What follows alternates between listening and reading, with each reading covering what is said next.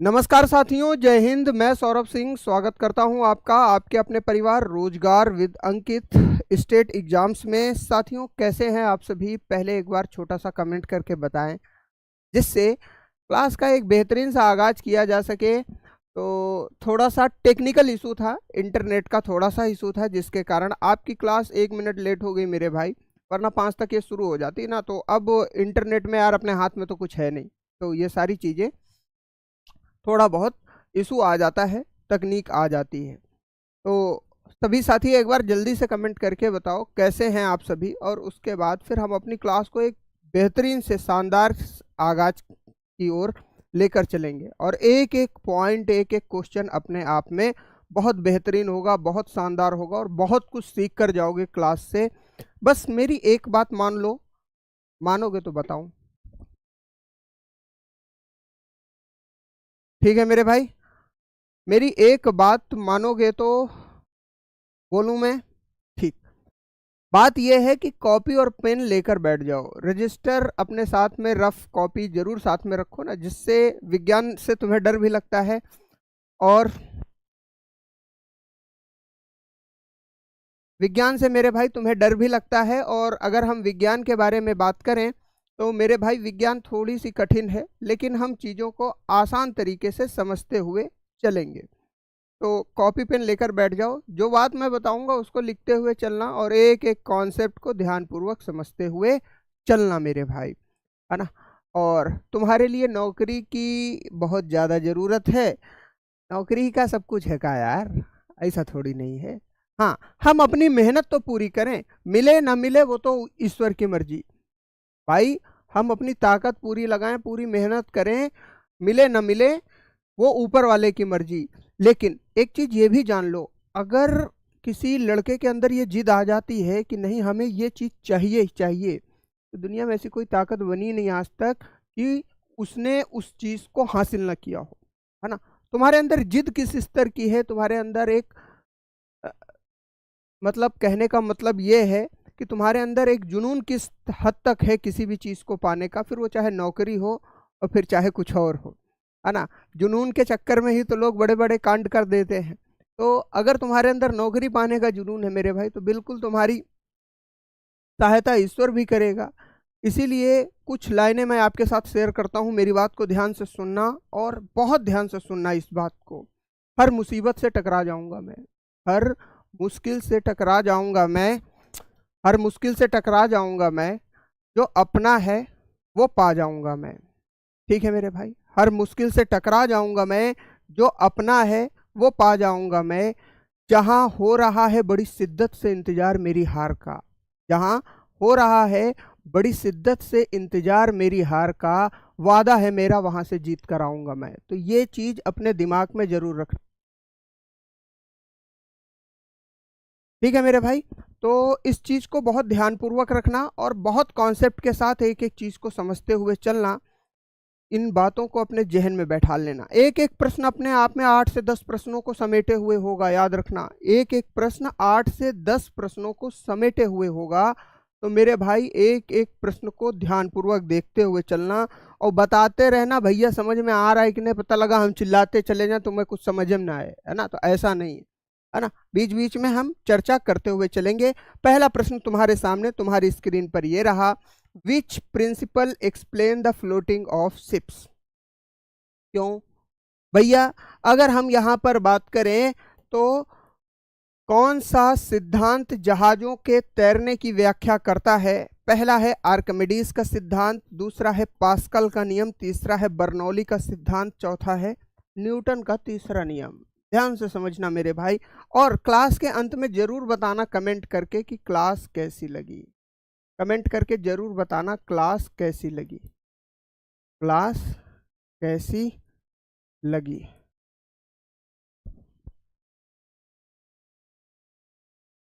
अगर हम यहाँ पर बात करें तो अब देखो, कह रहा है कि जो जहाज होते हैं ना भाई, जहाज पानी में तैरते हैं। अब देखो एक छोटा सा एग्जाम्पल समझना, एक छोटी सी मेरी बात को समझना। अच्छा, हम कील को पानी में डालेंगे डूब जाएगी, कील को पानी में डालेंगे डूब जाएगी। और वहीं पर पानी का जहाज बताओ समुद्र में तैरता रहता है, चलता रहता है, लंबे समय तक चलता रहता है। सोचो, अगर कहोगे कि कील भारी थी इसलिए डूब गई, तो भाई कील से तो भारी हमारा जहाज है, कील से भारी है ना जहाज। जहाज भारी होने के बावजूद तैर रहा है, लेकिन कील हल्की होने के बावजूद डूब रही है। कारण क्या है? यहां पर काम करता है मेरे भाई आर्किमिडीज का सिद्धांत। क्या काम करता है? आर्किमिडीज का सिद्धांत, यानी कि अगर हम यहां पर बात करें तो आर्किमिडीज प्रिंसिपल। अब ये कहता क्या है आर्किमिडीज का सिद्धांत? आर्किमिडीज का सिद्धांत यह कहता है कि यदि किसी वस्तु को, अगर किसी वस्तु को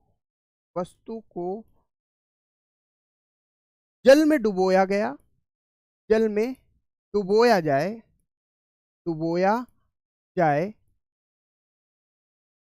तो वह अपने भार के बराबर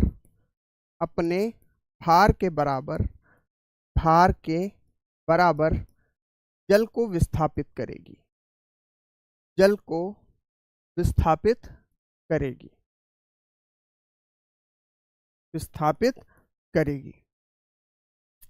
ठीक है मेरे भाई। जैसे अगर हम बात करें तो कील का भार कम होता है, कील कम पानी को विस्थापित करेगी। दूसरा, अगर हम बात करें जहाज का भार ज्यादा होता है, आयतन ज्यादा होता है, तो वो ज्यादा जल को विस्थापित करेगा, इसलिए जहाज तैरेगा भी। अच्छा, अगर किसी वस्तु को जल में डुबोया जाता है तो वो अपने भार के बराबर जल को विस्थापित करेगी, इसी को हम आर्किमिडीज का सिद्धांत कहते हैं, या बाबू तैरने का सिद्धांत भी कहते हैं। दूसरी चीज तुमने कभी ना कभी देखी होगी, गांव में ज्यादातर लड़ाई होती, अब देखो हमारे गांव के बगल से गंगा जी बहती हैं और बिहार में भी बहती हैं, तो देखो घर में पति पत्नी आपस में लड़े, पत्नी कहे जाए कि हम गंगा जी में कूद जाओ, तब भाई गई, कूद तो गई। अच्छा, एक बार जैसे कूदी क्या डूब जाएगी? पहली बार में नहीं, जब कूदेगी तो नीचे जाएगी, फिर ऊपर आएगी सतह से ऊपर, है ना। वो नीचे जाएगी फिर सतह से ऊपर आएगी। ऊपर क्यों आई? कम से कम 2-3 बार ऐसी ही प्रक्रिया होगी। जैसे मान लो डूब गया कोई, कूद गया पानी के अंदर, तो एक बार नीचे जाएगा, फिर ऊपर आएगा, फिर नीचे जाएगा, फिर ऊपर आएगा। ये क्यों होता है? ये होता है उत्प्लावन बल के द्वारा, यानी कि उत्प्लावन बल के कारण, उत्प्लावन बल के कारण, यानी कि जिसको अंग्रेजी में बाबू बायंसी फोर्स कहा जाता है। क्या कहा जाता है? बायंसी फोर्स कहते हैं। उत्प्लावन बल क्या होता है? देखो, द्रव के द्वारा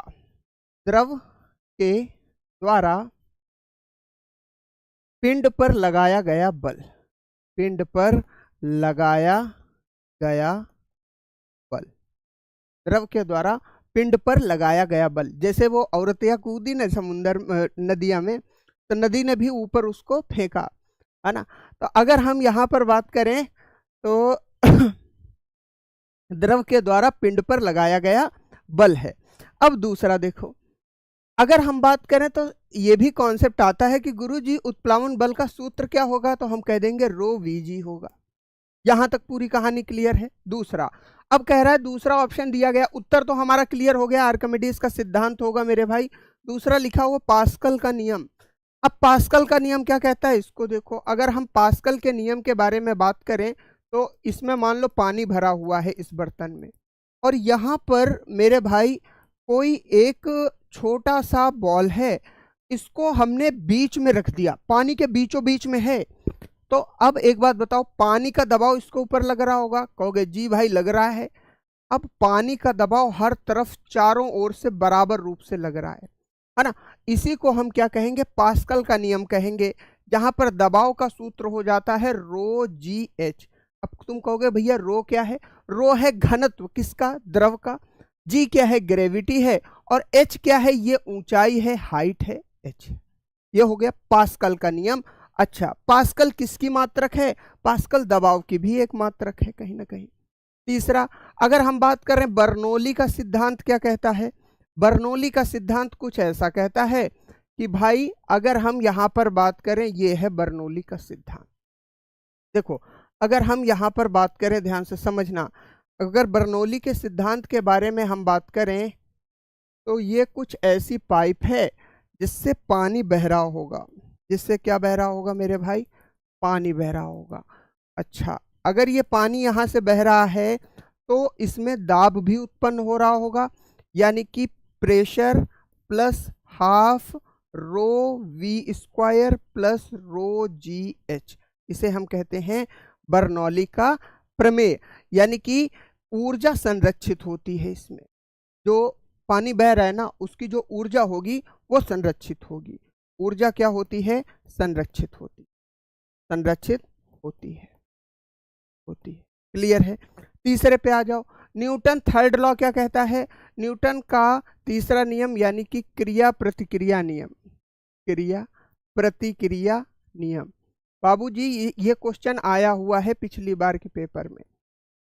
क्रिया प्रतिक्रिया का नियम, जैसा तुम करोगे वैसा ही तुम्हें फल मिलेगा।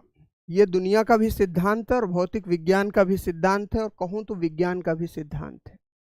जैसे रॉकेट उड़ा, हम समुद्र में तैर रहे हैं, न्यूटन के तीसरे नियम का पालन करेंगे। बंदूक से गोली निकल रही है तो बंदूक पीछे की ओर जो झटका मारती है, ये क्या हो जाएगा? न्यूटन का तीसरा नियम होगा। क्लियर हो गई मेरे भाई बात? यहाँ तक तीनों कॉन्सेप्ट क्लियर है। पहले का उत्तर हमारा आर्किमिडीज सिद्धांत रहा। अगले प्रश्न पर बढ़ते हैं। इनर्शिया क्या है? जड़त्व क्या है मेरे भाई? अब देखो, अगर हम यहाँ पर बात करें तो जड़त्व क्या है, जल्दी से बताओ मेरे भाई। What is inertia?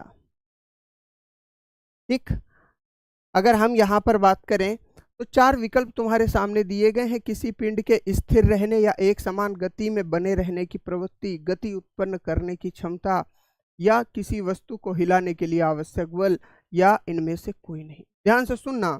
अगर हम जड़त्व के बारे में बात करें बाबू, तो जड़त्व यानी कि पिंड जो है ना अपनी स्थिति में ही बने रहना चाहता है, अपनी स्थिति में बने रहना चाहता है, अपनी स्थिति में बने रहना चाहता है। ठीक है, अब स्थिति क्या होगी? या तो वो विराम अवस्था में होगा या तो गतिज अवस्था में होगा। यानी कि अगर पिंड विराम अवस्था में है तो विराम अवस्था में ही रहना चाहेगा, अगर पिंड गतिज अवस्था में है तो गतिज अवस्था में ही रहना चाहेगा। तो कहने का मतलब, जैसे छोटा सा लड़का है, घर के बाहर खेल रहा है, तो वो खेलना ही चाहेगा, पढ़ाई करना नहीं चाहेगा। तो अम्मा जी बुलाई है घर से कि चल भाई घर में चल और काम पढ़ाई शुरू कर, तो क्या करेगा? नहीं, अभी हम थोड़ी देर और खेलेंगे। तो कहानी यही कहती है, वो अपने खेलने की स्थिति में ही बने रहना चाहता है। अगर उसमें कोई परिवर्तन किया जाएगा तो वो उसका विरोध उत्पन्न करेगा। इसी को हम क्या कहते हैं? जड़त्व कहते हैं, यानी कि इनर्शिया कहते हैं। अगर हम यहाँ पर बात करें तो ये तीन प्रकार की होती है। पहला, विराम अवस्था का जड़त्व, विराम अवस्था का जड़त्व, विराम अवस्था का जड़त्व, विराम अवस्था का जड़त्व। दूसरा, गतिज अवस्था का जड़त्व, गतिज अवस्था का जड़त्व मेरे भाई। और तीसरा जो है, तीसरा है दिशा का जड़त्व, दिशा का जड़त्व। ठीक है, यानी कि अगर हम बात करें तो इनर्शिया ऑफ रेस्ट कहते हैं इसको। हम क्या कहते हैं? ध्यान से सुनो मेरे भाई, तुम्हारी विज्ञान की समस्या पूरी तरीके से समाप्त हो जाए। महेंद्र और उन लड़के का विशेष ध्यान रखना जो ज़्यादा बार बार कॉपी पेस्ट करें, उनकी सेवा को ही समाप्त कर दो, क्योंकि किसी भी पढ़ने वाले लड़के का कोई भी नुकसान नहीं होना चाहिए। ये तुम्हें इस बात को एकदम पूरी तरीके से ध्यान में रखना है। ठीक है मेरे भाई, तो पढ़ने वालों को एकदम पढ़ने दो, और तुम्हें नहीं पढ़ना है जिसको, वो आराम से जाओ, घूमो, खेलो बाहर। इनर्शिया ऑफ रेस्ट है ना, inertia of motion, inertia of motion. अब देखो ध्यान से सुनो, इसे क्या कहेंगे? Inertia of direction, inertia of direction. यहाँ तक क्लियर है? तो कहने का मतलब, विराम अवस्था का जड़त्व, अगर पिंड विराम अवस्था में है, जैसे हम यहाँ पर खड़े हैं तो हम खड़े ही रहना चाहेंगे। ठीक है मेरे भाई, हम नहीं चाहेंगे कि हम गति करना पड़े हमें। ठीक, इसे हम क्या कहेंगे? विराम अवस्था का जड़त्व। दूसरा, अगर हम चल रहे हैं तो हम ये चाहेंगे कि हम चलते ही रहें, हम कभी रुके ही ना, है ना। तीसरा, अगर हम यहाँ पर बात करें दिशा का जड़, तो हम जिस रास्ते में चल रहे हैं हमें अपनी दिशा में कोई भी परिवर्तन नहीं चाहिए, यानी कि हमें किसी भी प्रकार की दिशा में परिवर्तन नहीं चाहिए। अब देखो, अच्छा जड़ तो किस पर काम करता है? एक बात बताओ, तुम लोगों से मेरा एक छोटा सा प्रश्न है। एक छोटा सा लड़का साइकिल लेकर आ रहा है, तुम उसके सामने खड़े हो गए, तुमने हाथ लगाया, साइकिल रोक दी ना? रोक सकते हो कि नहीं रोक सकते हो? छोटा सा लड़का साइकिल लेकर आ रहा है तो तुम उसको अपनी ताकत से रोक सकते हो। अब सोचो, अगर तुम खड़े हो जाओ पटना जंक्शन के बीचों बीच और सामने से आ रही हो राजधानी एक्सप्रेस, तो क्या तुम राजधानी एक्सप्रेस को भी ऐसे हाथ लगा कर रोक दोगे? हैं? हाँ या ना? सेवा समाप्त हो जाएगी, पता नहीं कौन किसको रोक देगा, है ना?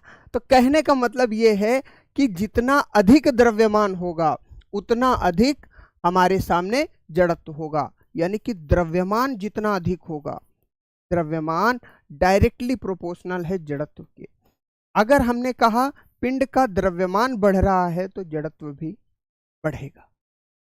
पिंड का अगर भाई द्रव्यमान बढ़ रहा है तो जड़त्व भी बढ़ेगा।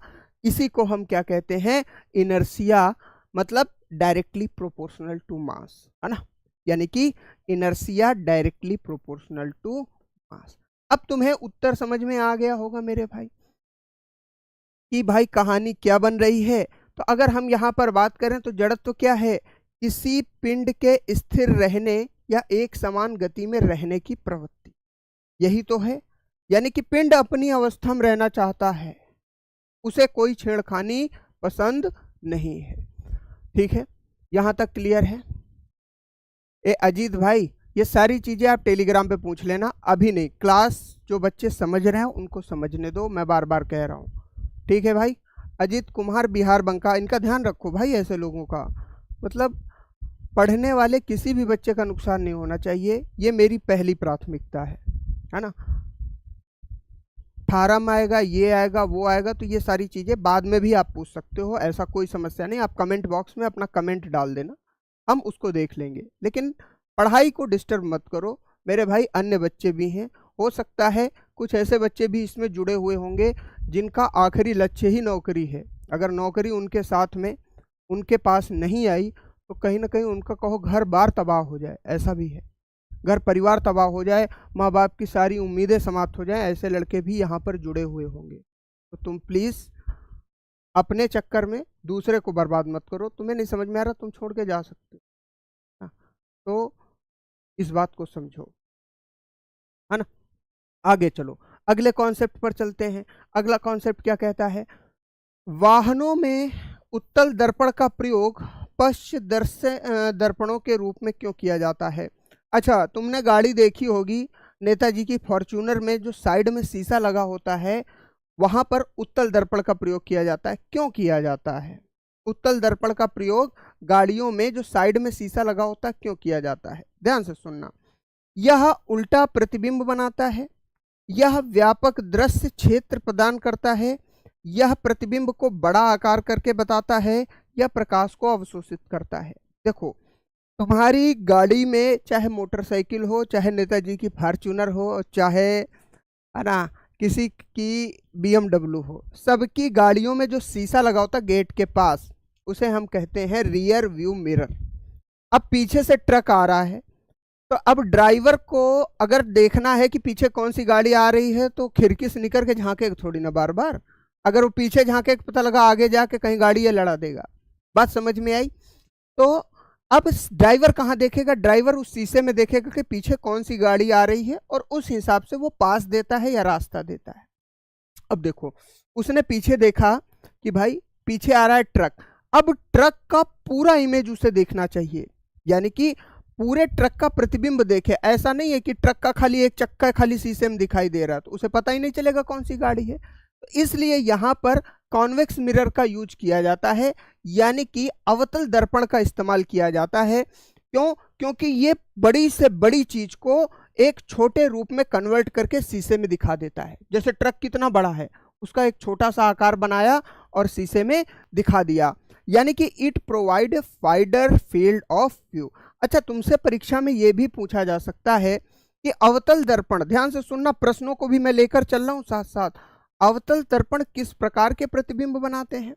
अवतल दर्पण कैसे प्रतिबिंब बनाते हैं? कैसे प्रतिबिंब बनाते हैं?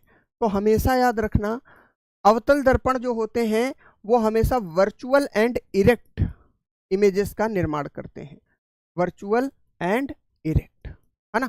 ये कभी भी सीधा एवं मतलब रियल एंड इन्वर्टेड, यानी कि वास्तविक एवं उल्टा इमेज कभी नहीं बनाते। ये हमेशा क्या बनाते हैं? वर्चुअल एंड इरेक्ट, यानी कि जिसको हम आभासी तथा सीधा कहते हैं। बताओ भाई, आभासी तथा सीधा कहते हैं। कौन? Convex mirror. Convex mirror.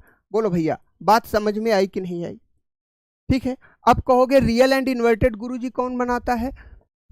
Real and inverted, अच्छा ऊपर उत्तल लिखा है, सॉरी, यहां पर उत्तल होगा, उत्तल, उत्तल होगा मेरे भाई। उत्तल दर्पण की बात हो रही है, यानी कि कॉन्वेक्स मिरर की बात हो रही है।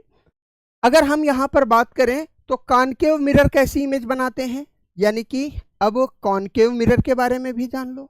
कॉनकेव मिरर क्या होते हैं? यानी कि जिन्हें हम अवतल दर्पण कहते हैं। अवतल दर्पण अगर हम बात करें तो अवतल दर्पण रियल एंड इन्वर्टेड इमेज भी बनाते हैं, रियल एंड इन्वर्टेड भी बनाते हैं, और साथ में वर्चुअल एंड इरेक्ट भी बनाते हैं। वो डिपेंड करता है कि कहाँ पर ऑब्जेक्ट को रखा गया है, कहाँ पर पिंड को रखा गया है। ये दोनों प्रकार के प्रतिबिंबों का निर्माण करते हैं। ठीक है भैया।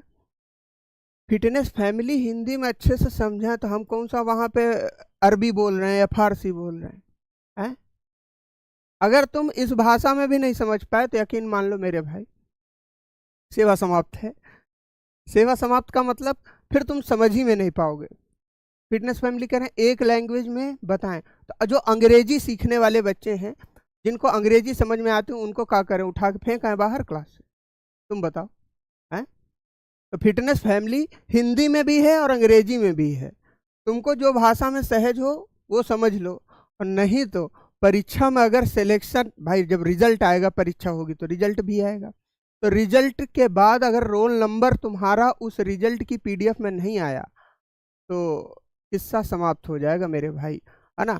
कई अरमान, कई उम्मीदें समाप्त होंगी। मैं सभी साथियों से एक बार पूछना चाहूँगा, कितने साथियों को समझ में आ रहा है? क्योंकि भाई विज्ञान है, यहाँ पर थोड़ा सा तुम्हें मेंटेन करना होगा चीज़ों को।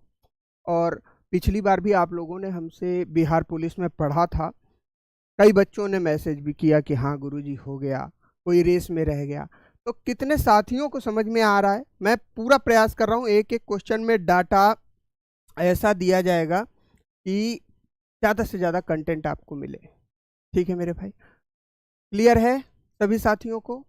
बेहतरीन। तो लाइक की संख्या जरूर बढ़नी चाहिए दोस्त, है ना, है ना। तो लाइक की संख्या जरूर बढ़नी चाहिए अगर सेशन बेहतरीन लग रहा है। चलो अगले प्रश्न पर बढ़ते हैं। कह रहा है कि what is the nature of sound waves in air, यानी कि अगर हम यहाँ पर बात करें तो वायु में ध्वनि तरंगों की प्रकृति क्या है? वायु में ध्वनि तरंगों की प्रकृति क्या है? अच्छा एक बात बताओ, अगर ध्वनि की कोई तरंग है दोस्त, तो उसे माध्यम चाहिए यात्रा करने के लिए। यानी कि अगर हम बात करें तो ध्वनि माध्यम में ही यात्रा कर सकती है, माध्यम में यात्रा कर सकती है, यात्रा कर सकती है। ध्वनि तरंग, ध्वनि तरंग माध्यम में ही यात्रा कर सकती है। यह निर्वात में यात्रा नहीं कर सकती। अब निर्वात तुमको नहीं पता होगा तो जान लो, जहां पे कुछ भी ना मौजूद, यह निर्वात में यात्रा नहीं कर सकती, निर्वात में यात्रा नहीं कर सकती। ठीक है भैया, कर सकती। ठीक है, क्या ही समस्या है। तो अगर हम यहाँ पर बात करें तो ध्वनि तरंगों की प्रकृति क्या होगी? कहोगे कि भैया अनुदैर्घ्य होगी। अब ध्यान से, ध्वनि तरंगों की प्रकृति क्या होगी? अनुदैर्घ्य होगी। गुरुजी कैसे, क्या होता है अनुदैर्घ्य की कहानी? ध्यान से सुनना। अगर मैं यहाँ पर बात करूं तो अनुदैर्घ्य तरंग को समझो क्या है? अनुदैर्घ्य तरंग, अनुदैर्घ्य तरंग क्या होती है? जैसे उदाहरण के तौर पर हमने ये बात कही कि इसमें एक तरंग गति कर रही है। अब ये ध्वनि तरंग है, तो ध्वनि तरंग है तो ये किसी न किसी माध्यम में गति करेगी, क्योंकि अगर निर्वात होता तो ध्वनि तरंग चल ही नहीं पाती। तो माध्यम है तो माध्यम के छोटे छोटे कण भी होंगे दोस्त। माध्यम है तो माध्यम के छोटे छोटे कण भी होंगे। अब देखो, हमने कहा कि तरंग इस दिशा की ओर जा रही है।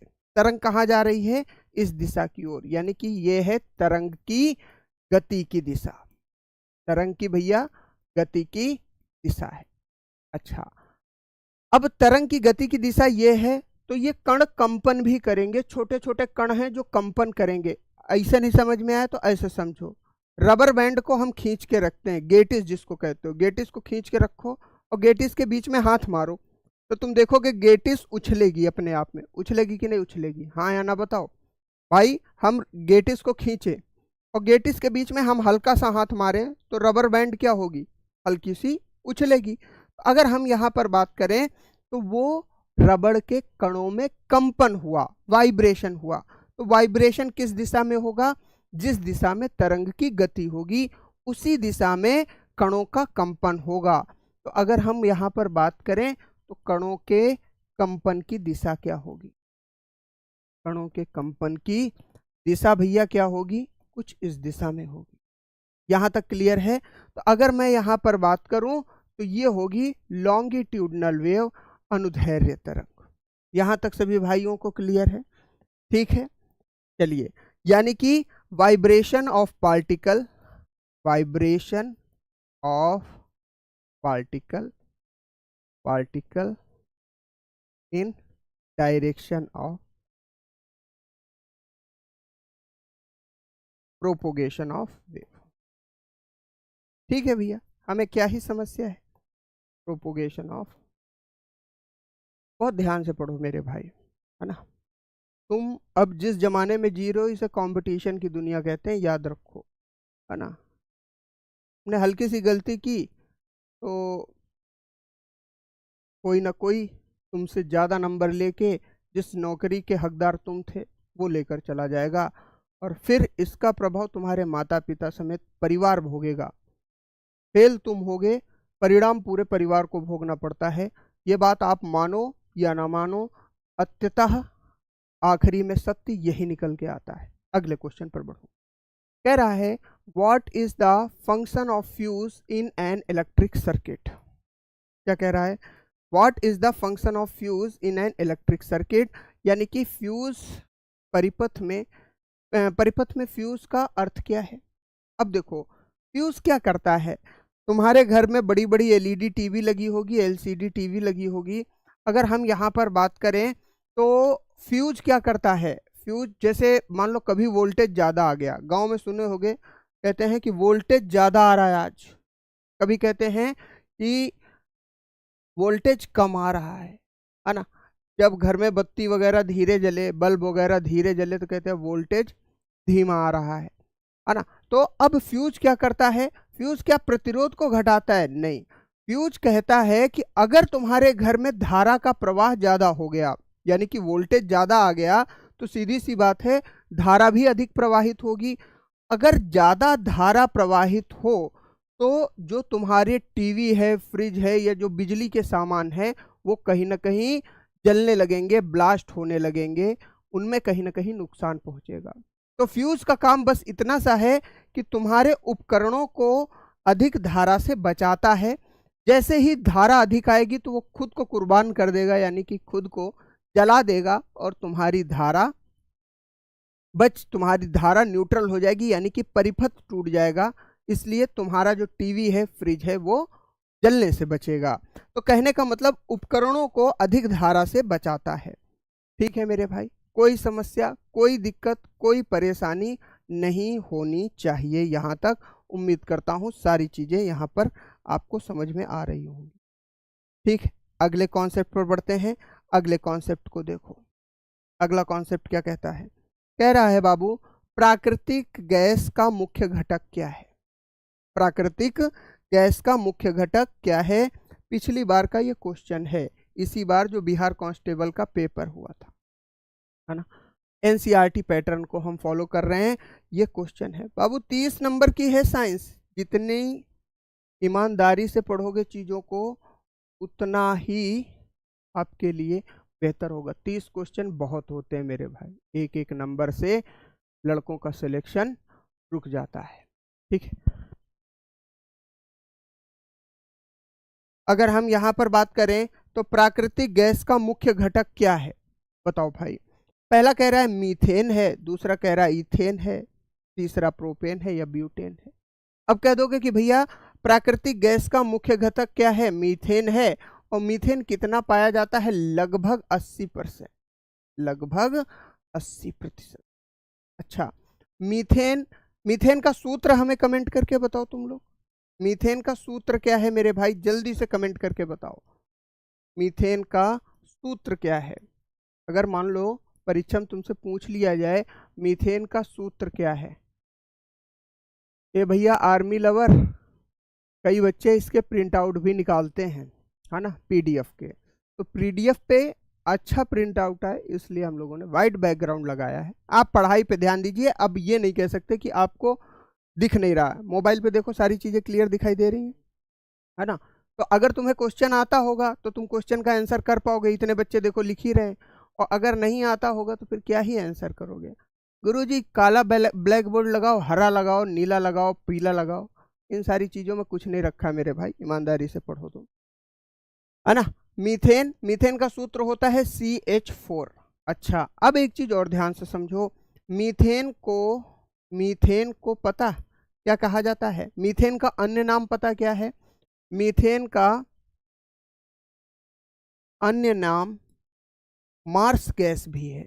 मीथेन का अन्य नाम मार्स गैस भी है, मार्स गैस भी है भाई। अगर हम बात करें तो मीथेन पाई कहाँ जाती है? मीथेन मेरे भाई पाई जाती है चावल के खेतों में, यानी कि धान के खेतों में पाई जाती है। मीथेन कहाँ पाई जाती है भाई? धान के खेतों में पाई जाती है। पाई जाती है कि नहीं पाई जाती है? धान के खेतों में, जहाँ दलदली जमीन होती है, जहाँ दलदली जमीन होती है, दलदली जमीन होती है, जमीन होती है, या नालों में, नालों आदि में पाई जाती है। ठीक है भाई, है ना। मीथेन एक स्वच्छ ईंधन के रूप में भी इस्तेमाल की जाती है, इस बात को भी आप ध्यान से समझेंगे। इसे स्वच्छ एवं कुशल ईंधन भी कहते हैं, स्वच्छ एवं कुशल ईंधन भी कहते हैं, है ना, कुशल ईंधन भी कहते हैं, है ना। गोबर गैस भी, गोबर गैस है, जैसे गोबर गैस भी एक स्वच्छ ईंधन है जिसका इस्तेमाल हमारे घर में किसके रूप में, कंडे उपले आदि जिनसे हम खाना बनाते हैं चूल्हे में, तुमने देखा ही होगा। तो अगर हम बात करें तो मीथेन को स्वच्छ एवं कुशल ईंधन के रूप में भी जाना जाता है ना। अच्छा, अगर हम बात करें तो यह एल्केन, मीथेन क्या है मेरे भाई? मीथेन एल्केन श्रेणी का एक सदस्य है, एल्केन, एल्केन। अब एल्केन को हिंदी में भी एल्केन ही कहते हैं, बाद में मत कहना गुरुजी एल्केन क्या होगा, है ना। तो इसे हम क्या कहेंगे? Alkane, alkane. अच्छा बाबू, एल्केन का सूत्र हमें जल्दी से बताओ। ये मीथेन है, एथेन है, प्रोपेन है, ब्यूटेन है, ये सभी क्या हैं? एल्केन ही तो हैं। तो एल्केन का सूत्र क्या हो जाएगा? बहुत शानदार, एल्केन का सूत्र हो जाएगा CnH2n+। क्लियर है?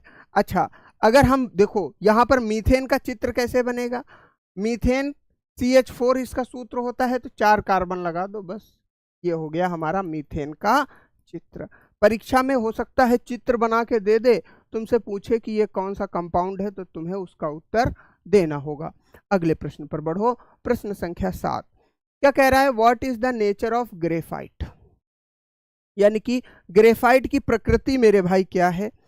ग्रेफाइट की प्रकृति का मतलब क्या हुआ? अगर हम ग्रेफाइट की प्रकृति के बारे में बात करें तो सबसे पहले तो मुझे ये बताओ ग्रेफाइट है क्या? ग्रेफाइट है क्या? जब तक हमें ग्रेफाइट के बारे में जानकारी नहीं होगी तो उसकी प्रकृति को हम कैसे डिसाइड करेंगे? ग्रेफाइट है क्या? कह दोगे कि भैया कार्बन का दूसरा अपरूप है, कार्बन का दूसरा अपरूप है, कार्बन का दूसरा अपरूप है, ठीक है, यानी कि जिसको हम सेकेंड एलोट्रोप ऑफ कार्बन कहते हैं, है ना। तो कार्बन के कुल मिला के 3 अपरूप होते हैं, पहला हीरा, दूसरा ग्रेफाइट और तीसरा फ्लोरीन। अच्छा, अब प्रश्न क्या पूछा जा सकता है? प्रश्न ये भी पूछा जा सकता है कि भाई ग्रेफाइट हमें प्राप्त कहाँ से होता है? ग्रेफाइट ग्रेफीन से मिलता है, ग्रेफीन से मिलता है, ग्रेफीन से प्राप्त होता है। अब भैया कहोगे ग्रेफीन क्या है? तो ग्रेफीन एक मधुमक्खी के छत्ते के आकार का होता है जिससे हम ग्रेफाइट को प्राप्त करते हैं।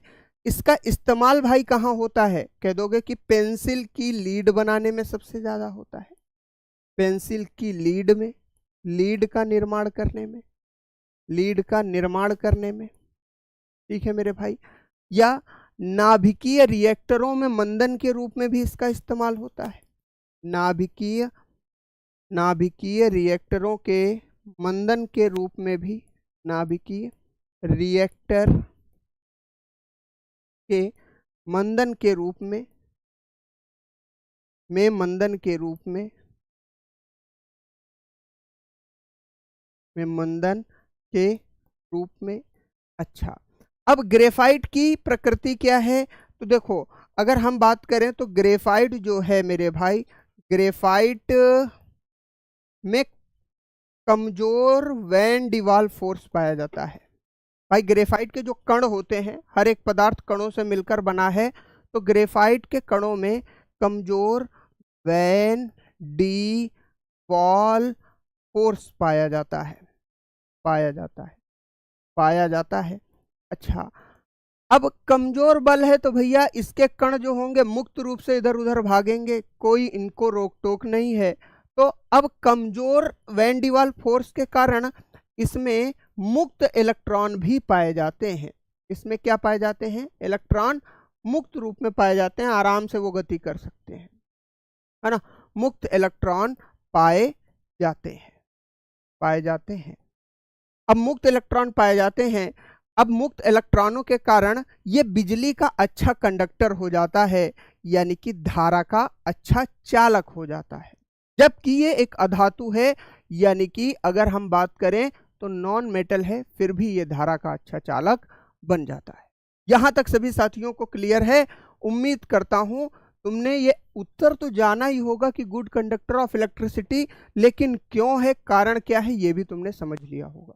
ठीक है, अगले प्रश्न की ओर बढ़ें, और अगला प्रश्न जो है वो 10 रुपया प्रश्न है। देखेंगे कौन साथी सही उत्तर देते हैं। रासायनिक रूप से जंग क्या है? लोहे के ऊपर जंग लगती है ना मेरे भाई, लोहे के ऊपर जंग लगती है, तो उसे हम क्या कहते हैं? उसका रासायनिक सूत्र क्या है? 10 रुपया का इनाम। ए भैया, एक कोनो लिखा रहा है वो संजना जी कैसी हो? अरे भैया इधर ध्यान दे लो, इधर ध्यान दे लो चाचा, है ना। संजना जी कैसी हैं? वो तो जैसी हैं वैसी हैं। तुम्हारी जिंदगी तहस नहस हो जाएगी मेरे भाई अगर नौकरी हाथ से चली गई। थोड़ा इधर देख लो, ये भी हम भी चला रहे हैं, थोड़ा हमारी तरफ भी ध्यान दे लो, है ना। तो अगर हम यहाँ पर बात करें तो क्वेश्चन क्या पूछ रहा है तुमसे? रासायनिक रूप से जंग क्या है, यानी कि केमिकल फॉर्मूला ऑफ रस्ट क्या है। अब देखो, लोहा, लोहे के ऊपर जंग कब लगती है? कहते हैं लोहा जब ऑक्सीजन के, लोहा जब ऑक्सीजन, ऑक्सीजन या जल के संपर्क में आता है, जल के संपर्क में आता है, संपर्क में आता है, तो उसमें जंग लग जाती है, उसमें क्या लग जाती है? जंग लग जाती है, जंग लग जाती है। ठीक है, अब एक बात बताओ, अगर जंग लगेगी तो लोहे का भार घटेगा या बढ़ेगा? 2 रुपया का इनाम, जल्दी बताओ। अगर जंग लगेगी तो लोहे का भार घटेगा या बढ़ेगा? कहोगे कि भैया अगर जंग लगेगी मेरे दोस्त, जंग लगने पर लोहे का भार बढ़ता है, जंग लगने पर लोहे का भार, लोहे का भार बढ़ता है। याद रखना, ये परीक्षा में आया हुआ क्वेश्चन है, घटेगा नहीं, लोहे का भार बढ़ता है, याद रखना। बढ़ता है। ठीक है भाई। अच्छा, अगर जंग से बचना है तो हमें क्या करना पड़ेगा? हमें प्रक्रिया अपनानी होगी किसकी? जंग से बचने के लिए गैल्वनीकरण की। गैल्वनीकरण की। इसमें क्या होता है? इसमें लोहे के ऊपर भाई जस्ते की परत चढ़ाई जाती है। लोहे पर जस्ते की परत चढ़ाई जाती है। जस्ते की परत चढ़ाई जाती है। चढ़ाई जाती है जिससे जिससे लोहे पर जंग ना लगे। जिससे लोहे पर जंग ना लगे। ना लगे। ठीक है भाई। अब रही बात सूत्र की, तो सूत्र हमारा क्या हो जाएगा? Option number A, Fe2O3.XH2। यही होता है, Fe2O3.XH2O। यहां तक क्लियर हो गया? ये मैग्नीशियम ऑक्साइड होगा, वो कॉपर सल्फेट होगा, और ऊपर कैल्शियम क्लोराइड होगा, वो अलग अलग चीज है। कह रहे हैं गुलिस्ता खान 10 रुपया दे दो गुरुजी हमारा। हमने सही उत्तर दिया। ठीक है, नौकरी लग जाएगी, 10 रुपया दे देंगे। 10 नहीं, 10,000 दे देंगे। लेकिन पहले पढ़ो, अगले प्रश्न पर आओ। किस अम्ल को अम्ल का राजा कहा जाता है, यानी कि किंग ऑफ एसिड? किस अम्ल को कहते हैं? चलिए,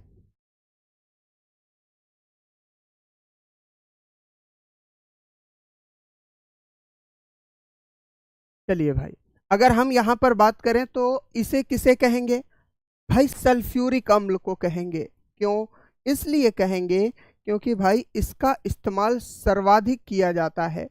कहां पर? हर प्रकार की रासायनिक उद्योगों में, यानी कि रासायनिक उद्योगों में इसका सबसे अधिक इस्तेमाल किया जाता है।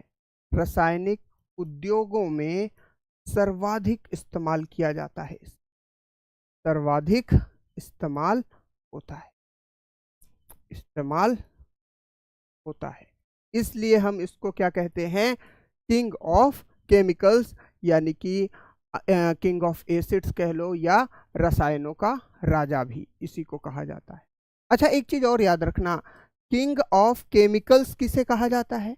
किंग ऑफ केमिकल्स, तो यहां पर ध्यान रखना, सल्फर को कहते हैं। सल्फर को, यानी कि केमिकल का राजा। ठीक है मेरे भाई, अगले क्वेश्चन पर आओ। प्रश्न संख्या 10, निम्नलिखित में से किस तत्व की विद्युत ऋणात्मकता सबसे अधिक है? अब जल्दी से बताओ भाई। ये मतलब एक कक्षा 5 में पढ़ने वाले बच्चों से अगर क्वेश्चन पूछा जाएगा ना, तो वो भी कह देगा गुरुजी इसका आंसर तो ये होगा।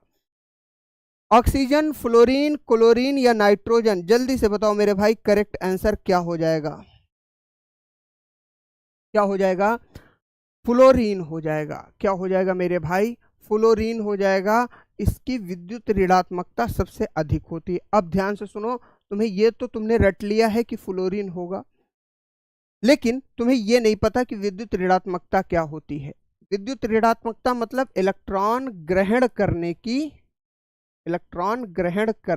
क्षमता, है ना? है ना? इसको क्या कहते हैं? विद्युत ऋणात्मकता, यानी कि कितनी जल्दी ये इलेक्ट्रॉन को ग्रहण करेगा किसी दूसरे तत्व से, किसी दूसरे धातु से। ठीक है, अब कितनी होती है? अगर हम यहां पर बात करें तो विद्युत ऋणात्मकता फ्लोरीन की कितनी होती है? फ्लोरीन की होती है लगभग 3.98 पॉलिंग स्केल, है ना? पॉलिंग स्केल में इसे हम मापते हैं। पॉलिंग स्केल होती है, याद रखना। अगर परीक्षा में तुमसे पूछ ले कि कितनी होती है, तुम्हारे पास उसका भी उत्तर होना चाहिए। अगले प्रश्न पर बढ़ें। अगले प्रश्न पर आओ। आकाश बाबूजी हमें नीला क्यों दिखाई देता है? आकाश नीला क्यों दिखाई देता है?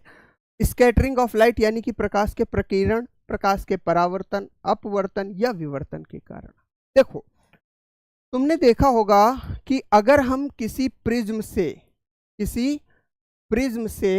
किसी भी प्रकाश को अगर हम निकालते हैं तो वो 7 अलग अलग रंगों में टूट जाता है।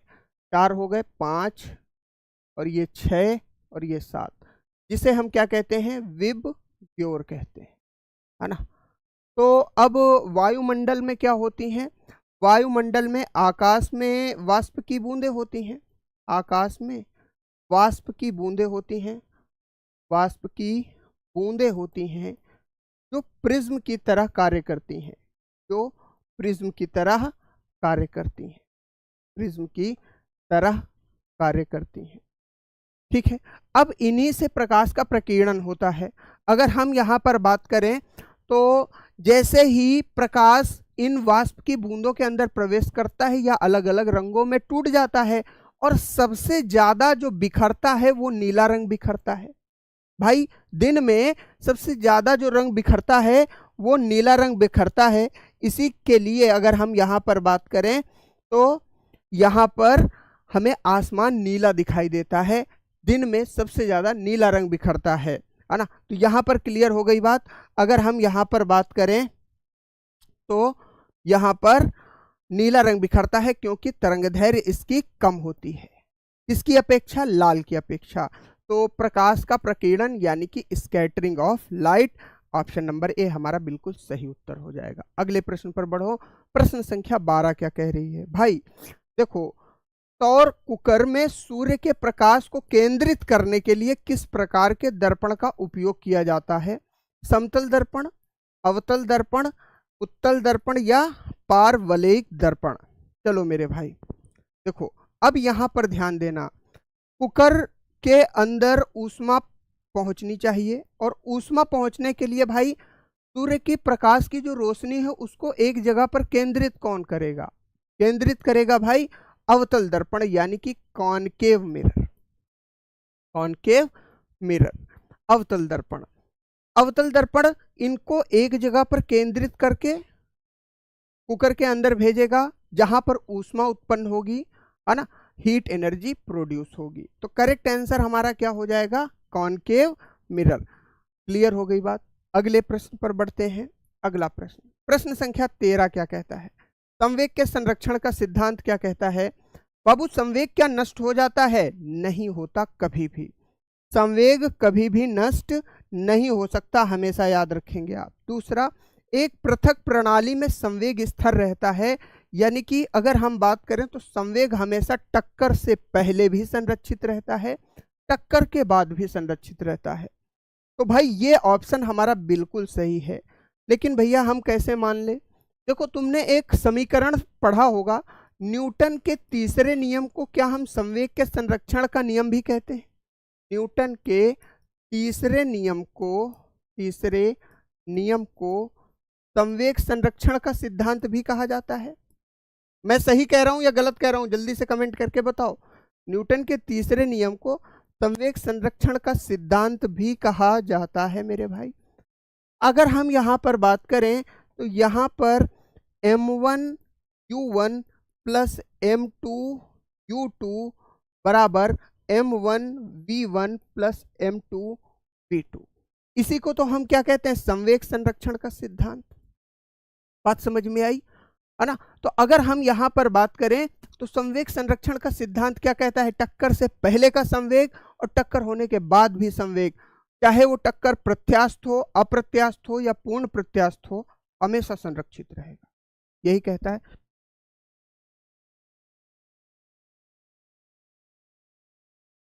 ठीक है भैया, यहां पर करेक्ट आंसर क्या हो जाएगा? Option number B. ठीक, अगले क्वेश्चन पर बढ़ते हैं। अगला क्वेश्चन क्या होगा?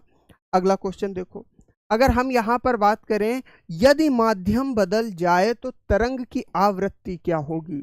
तरंग की आवृत्ति, ध्यान से सुनो। अगर हम बात करें यदि माध्यम बदल जाए तो तरंग की आवृत्ति क्या होगी? बढ़ जाएगी, घट जाएगी, स्थिर रहेगी या शून्य हो जाएगी? देखो, माध्यम बदलने से तरंग की गति पर प्रभाव पड़ता है, ना कि तरंग की आवृत्ति पर। कभी भी तरंग की आवृत्ति माध्यम बदलने से न घटती है न बढ़ती है, क्योंकि माध्यम का तरंग पर कोई भी प्रभाव नहीं पड़ता। लिख लो इस बात को, माध्यम का तरंग पर कोई भी प्रभाव नहीं पड़ता, तरंग पर कोई प्रभाव नहीं पड़ता, नहीं पड़ता। क्लियर है मेरे भाई? अगले कॉन्सेप्ट पर चलें, अगले क्वेश्चन पर चलें, है ना? क्या कह रहा है? अति चालकता क्या है? अति चालकता क्या है मेरे भाई? देखो, किसी पदार्थ का उच्च प्रतिरोध, क्रांतिक तापमान पर नीचे शून्य प्रतिरोध, केवल ऊष्मा का संचालन करने की क्षमता, उपरोक्त में से कोई नहीं। अगर हम यहाँ पर बात करें तो हमेशा याद रखो, अति चालकता का मतलब क्या होता है? कोई भी पदार्थ तब चालक कहा जाता है जब उसके ऊपर से विद्युत धारा का प्रवाह हो सके। भाई, अगर विद्युत धारा का प्रवाह हो रहा है, अगर विद्युत धारा का प्रवाह हो रहा है, धारा का प्रवाह हो रहा है, तो उसे हम क्या कहेंगे? चालन कहेंगे। ठीक है, या चालकता कहेंगे, या चालक कहेंगे। ठीक है, अब अति चालकता का मतलब क्या हुआ? अति चालकता का सीधा सीधा मतलब ये हुआ कि भैया कि किसी भी क्रांतिक तापमान के नीचे, अब देखो चालन कब होगा? चालन तब होगा जब प्रतिरोध कम होगा। चालन तब होगा जब प्रतिरोध कम होगा। प्रतिरोध क्या होगा? कम होगा। अगर प्रतिरोध होगा भाई तो प्रतिरोध धारा को बहने ही नहीं देगा। प्रतिरोध होगा तो प्रतिरोध धारा को बहने नहीं देगा। यहां तक क्लियर है? तो अति चालकता का मतलब शून्य प्रतिरोध हो जाए, ऐसी अवस्था जब उत्पन्न हो जाए उसे हम क्या कहेंगे? अति चालक। अगले क्वेश्चन पर आ जाओ। अगला क्वेश्चन क्या कह रहा है? ताप दीप्त बल्ब यानी कि एलईडी बल्ब, तुम भी जानते होगे एलईडी बल्बों का अब इस्तेमाल ज्यादा होता है, वो 100 वाट के बल्बों की अपेक्षा। एलईडी बल्ब का इस्तेमाल ज्यादा होता है 100 वाट के बल्बों की अपेक्षा। तो तुलना में एलईडी बल्ब का मुख्य लाभ क्या है? क्यों? क्योंकि भाई एक तो इनमें बिल आता है, इनमें बिल आता है कम। एलईडी में क्या आता है? बिल आता है कम, बिल कम आता है। दूसरा, इनकी ऊर्जा की दक्षता भी अधिक होती है। ऊर्जा की दक्षता यानी कि ये अधिक दक्ष होते हैं ऊर्जा के मामले में। तो हमारा करेक्ट आंसर क्या हो जाएगा यहाँ पर? अधिक दक्ष ऊर्जा ये रिप्रेजेंट करते हैं, यानी कि हाई एनर्जी एफिशिएंसी। प्रश्न संख्या 17 पे आओ। क्या कह रहा है? कह रहा है कौन सी विद्युत चुंबकीय तरंग, विद्युत चुंबकीय तरंग जिन्हें यात्रा करने के लिए, जिन्हें संचरण के लिए माध्यम की आवश्यकता नहीं होती, माध्यम की आवश्यकता नहीं होती भाई, है ना? तो जिन्हें संचरण के लिए माध्यम की आवश्यकता नहीं होती उन्हें विद्युत चुंबकीय तरंग कहते हैं। तो सबसे छोटी वेवलेंथ यानी कि तरंग दैर्घ्य को बाबू क्या कहा जाता है? तरंग की लंबाई कहा जाता है, तरंग की लंबाई कहा जाता है। तो अगर हम बात करें तो तरंग दैर्घ्य सबसे कम किसकी होगी? ठीक है, तरंग की लंबाई सबसे कम किसकी होगी? अल्फा की, बीटा एक्स की, गामा की, पराबैंगनी की, अवरक्त की। तो गामा किरणों की तरंग दैर्घ्य सबसे कम होती है, गामा किरणों की तरंग दैर्घ्य सबसे कम होती है। चलिए अगर हम अगले प्रश्न पर आए, अगला प्रश्न क्या कह रहा है कि ट्रांसफार्मर का मुख्य सिद्धांत क्या है? ट्रांसफार्मर का मुख्य सिद्धांत क्या है? एसी से डीसी में बदलना, डिक्रीज और इंक्रीज वोल्टेज यानी कि वोल्टेज को संतुलित करना, यही तो कहने का मतलब है, वोल्टेज को बैलेंस करना या संतुलित करना। ठीक है, इलेक्ट्रिक एनर्जी को स्टोर करना, मेजर वोल्टेज यानी कि वोल्टेज का मापन करना। अगर हम यहाँ पर बात करें तो ट्रांसफार्मर क्या करता है? वोल्टेज को नियंत्रित करता है। अगर हम एसी से डीसी के बारे में बात करें तो ये काम होता है रेक्टिफायर का, यानी कि रेक्टिफायर जो होता है वो एसी धारा को डीसी धारा में परिवर्तित करता है ना? और डीसी से एसी में इन्वर्टर कन्वर्ट करता है, ये भी याद रखना, परीक्षा में पूछ सकता है भाई। डीसी से एसी में कौन कन्वर्ट करता है? इन्वर्टर कन्वर्ट करता है भैया। जिसका भी ये प्रश्न था समझ में आ गया कि नहीं आ गया? ओह जी भाई आ गया। प्रश्न संख्या 19 पे आ जाओ। प्रकाश के किस रंग में सबसे अधिक ऊर्जा होती है? ये प्रश्न है, ये नहीं है कि किस रंग में सबसे अधिक तरंग दैर्घ्य होती है, वेवलेंथ पूछ ही नहीं रहा। किस रंग में सबसे अधिक ऊर्जा होती है, ये क्वेश्चन तुम्हारा होमवर्क का है और तुम होमवर्क में करके लाओगे। है ना। एक प्रश्न और देख लेते हैं हम तब तक। एलपीजी का मुख्य घटक क्या है मेरे भाई? एलपीजी का मुख्य घटक क्या है? मीथेन। मीथेन तो प्राकृतिक गैस का है, अभी हम पीछे पढ़ के आए, है ना। तो अगर हम यहाँ पर बात करें तो प्रोपेन और ब्यूटेन। तुमने अच्छा एक चीज सुनी होगी कि अगर सिलेंडर लीक हो तो आग पकड़ लेता है। तो सिलेंडर लीक हो उसको कैसे पहचानते हैं?